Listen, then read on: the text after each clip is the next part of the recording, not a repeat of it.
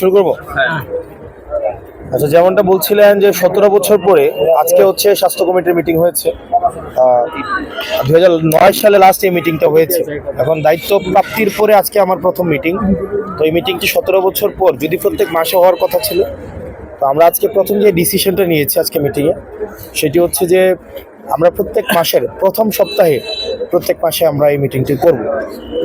আমরা দ্বিতীয়ত যে বিষয়টি আজকে সিদ্ধান্ত হয়েছে, আমরা এখানে অবকাঠামোগত কিছু সীমাবদ্ধতা রয়েছে, সেগুলো উত্তরণে আমরা কিভাবে কাজ করতে পারি সেগুলো নিয়ে আমাদের কথা হয়েছে।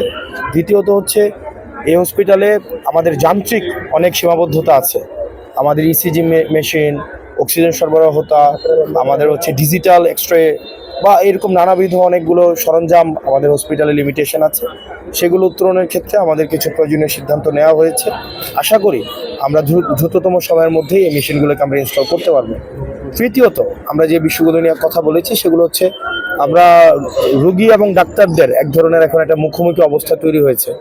আমরা যদি ডাক্তারদেরকে তার পেশার একটা যথাযথভাবে ব্যবস্থা নিশ্চিত করতে না পারি, সেক্ষেত্রে কিন্তু আসলে ডাক্তাররা মানসিকভাবে রুগী দেখার ক্ষেত্রে তারা হচ্ছে সেই পরিবেশটি পাবে না। যেমন আপনারা জেনে থাকবেন যে এই হসপিটালটা কিন্তু 50 শয্যা বিশিষ্ট হসপিটাল হওয়া সত্ত্বেও প্রত্যেক দিন কিন্তু ডাক্তাররা আমাদের 90+ 100-150 রুগী কিন্তু ভর্তি থাকে, তাদেরকে কিন্তু সেবা বঞ্চিত করছেন না।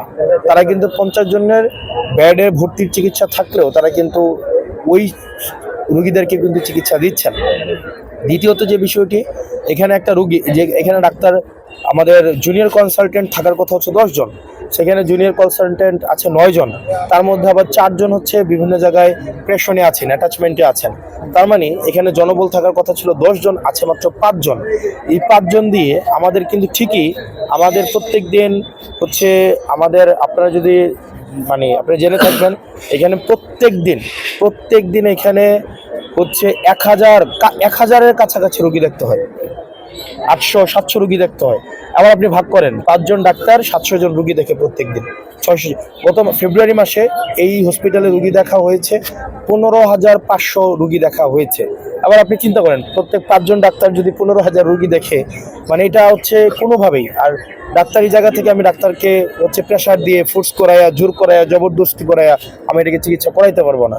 আমি ডাক্তারদেরকে কিন্তু যথাযথ আমাকে তার পেশাদারি এবং পেশাগত পরিবেশটাকে আমাকে নিশ্চিত করতে হবে। এবং ডাক্তারকে যদি আমি চোর-পুলিশ সম্পর্কের মধ্যে রাখি, আপনাদের সাংবাদিক ভাইয়েরা আপনারা যারা আছেন, আমি আপনাদের কাছে অনুরোধ করব, আমি ওনাদের কাছ থেকে 1 মাস সময় চাইছি। 1 মাস তাদেরকে আমরা হচ্ছে অবজার্ভ করি। আমাদের যে তাদের বিরুদ্ধে যে ডাক্তারদের যেমন ডাক্তারদের সমস্যাগুলো আমরা যেগুলো শুনেছি, তাদের হচ্ছে ওয়াশরুম ফেসিলিটিস নাই, রুম ফেসিলিটিস নাই, তাদেরকে মেনটেন করতে হয়, তাদেরকে আবার চিকিৎসাও দিতে হয়। একজন ডাক্তারকে প্রত্যেক দিন 200 রোগীর মতো দেখতে হয়। আপনি বলেন একজন ডাক্তার 200 রোগী দেখা কোনোদিন সম্ভব? এটা কি কোনোভাবে পসিবল? হচ্ছে জোর করায়, জবরদস্তি করে আমি চিকিৎসা করাইতে পারবো না। এটা একটা মানসিকভাবে স্টেবল একটা কনভিনিয়েন্ট একটা সিচুয়েশন না হলে তো আমি চিকিৎসা করাইতে পারবো না। সুতরাং আমার ডাক্তারদের সুযোগ সুবিধা আগে আমাকে নিশ্চিত করতে হবে। আপনি এটাও জেনে থাকবেন ডাক্তারদের কিন্তু দেবিদ্বার এখানে হসপিটালে কিন্তু রেসিডেন্সিয়াল ফেসিলিটিস নাই। তাহলে রেসিডেন্সিয়াল ফেসিলিটিস ডাক্তারদের নাই, তাকে আমি থাকার ব্যবস্থা দিচ্ছি না, চিকিৎসার যথাযথ ব্যবস্থা দিচ্ছি না, এখন তাকে আমি চাপাই দিলেও তো হবে না। এটা হচ্ছে ডাক্তারদের জায়গা থেকে ডাক্তারদের অভিযোগ। দ্বিতীয়ত, এই পুরা হসপিটালে মাত্র পরিচ্ছন্নতা কর্মী আছে মাত্র 2 জন। এই পুরা হসপিটালে আপনি যে কিছুক্ষণ আগে বললেন যে হসপিটাল অপরিষ্কার থাকে, হসপিটাল এটা থেকে সেটা থেকে, আমরা বাইরে থেকে দেখে, কিন্তু হসপিটালে পরিচ্ছন্নতা কর্মী 2 জন দিয়ে একটা বাসায় 3 জন মানুষ থাকলেও 2 জন কিন্তু দেখা যায় হেল্পিং হ্যান্ড থাকে। সেখানে এই পুরো হসপিটালের জন্য এতগুলো রুম, এতগুলো সব কিছুর জন্য আমার হেল্পিং হ্যান্ড হচ্ছে বা পরিচ্ছন্নতা কর্মী হচ্ছে মাত্র 2 জন। যেখানে আমাদের পরিচ্ছন্নতা কর্মীর প্রয়োজন 5 বা ততোধিক।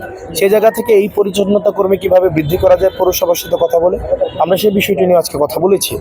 তৃতীয়ত হচ্ছে রুগীদের জায়গা থেকে যে অভিযোগগুলো এসছে সেগুলো হচ্ছে ডাক্তাররা যথেষ্ট সময়ে তারা চেম্বারে আসেন না।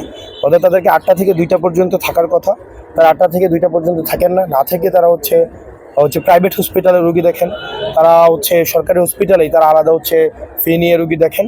এই অভিযোগগুলো এসছেন। এখন আমরা তাদেরকে এটা নিশ্চিত করেছে আমরা আপনাদের পেশাগত জায়গাটা আমরা দেখব। একই সাথে আপনারা রুগীদের তাদের হচ্ছে জায়গাটা আপনাদেরকে দেখতে হবে। সেই জায়গা থেকে তারা নিশ্চিত করেছেন 8টা থেকে 2টা পর্যন্ত তারা হচ্ছে হসপিটালে অবশ্যই থাকবেন, এবং যারা পেশনে যেই ডাক্তারগুলো হচ্ছে রয়েছে বিভিন্ন জায়গায় তাদেরকে আমরা ফিরিয়ে আনছি। সানডেতে নতুন 2জন ডাক্তার আসবেন, এবং এই যে ভবনটা আপনারা দেখতে পাচ্ছেন ইনফ্রাস্ট্রাকচার, এই ভবনটাকে আবার পুনর্নির্মাণ করা হবে, 4তলা করা হবে। 6 কোটি টাকা একটা বরাদ্দ আসছে, সেটা হচ্ছে 2029 সালের মধ্যে হবে। তবে আমরা চেষ্টা করবো এটাকে যত দ্রুততম সময় করা যায়। সাংবাদিক ভাইদেরকে আমি অনুরোধ করব, ডাক্তার এবং রোগীর সম্পর্কে কিন্তু চোর পুলিশের সম্পর্ক না। আমি আপনাদেরকে অনুরোধ